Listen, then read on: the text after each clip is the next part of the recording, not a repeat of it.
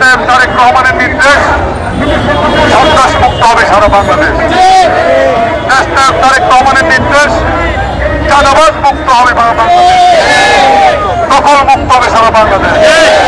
এই স্লোগানকে বুকে ধারণ করে গণহত্যাকারী শেখ হাসিনার ফাঁসির দাবিতে আজকে আমরা রাজপথে বিক্ষোভ করছি।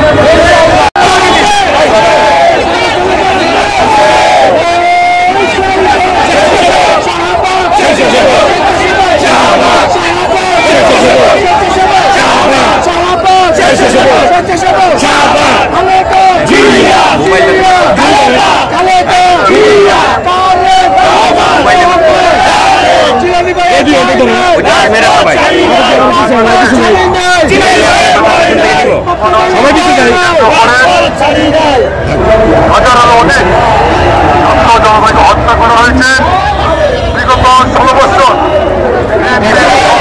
কর্মীদেরকে। এই স্বৈরশাসক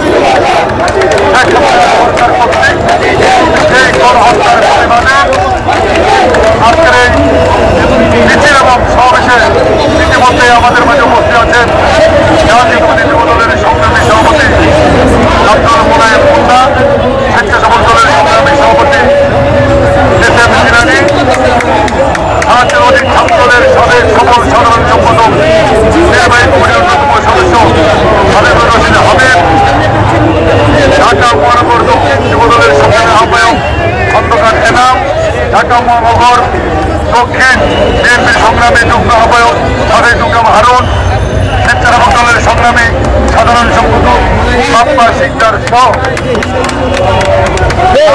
পল্টন আমি আপনাদের সকলকে ঢাকা মহানগর বিএনপির পক্ষ থেকে আপনাদেরকে শুভেচ্ছা জানাচ্ছি। আপনাদেরকে নতুন স্বাধীন বাংলাদেশ, সেই বাংলাদেশে আপনাদেরকে আমি সুস্বাগত জানাচ্ছি। প্রিয় বন্ধুরা, তারেক রহমানের নির্দেশ সন্ত্রাস মুক্ত হবে সারা বাংলাদেশ। তারেক রহমানের নির্দেশ চাঁদাবাজ মুক্ত হবে সারা বাংলাদেশ, দখল মুক্ত হবে সারা বাংলাদেশ।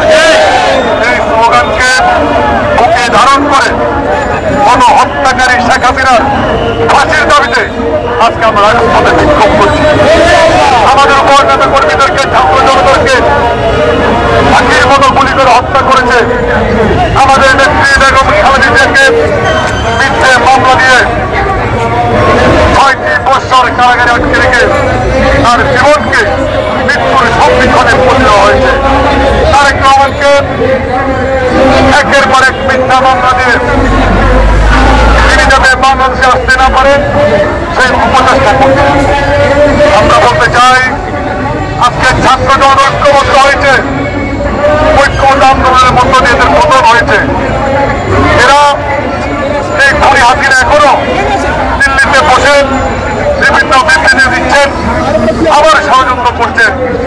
আমরা স্পষ্ট হয়ে বলতে চাই, যারা দীর্ঘদিন এই খুনের সাথে জড়িত, যারা ছাত্র হত্যার সাথে জড়িত, যারা গণহত্যার মতো নৃশংস হত্যার সাথে জড়িত, এই সমস্ত হত্যাকারীদের যেখানে পাওয়া যাবে সেখানে তাদের প্রতিরোধ করা হবে। এদের রাজনীতি করার কোনো অধিকার নেই।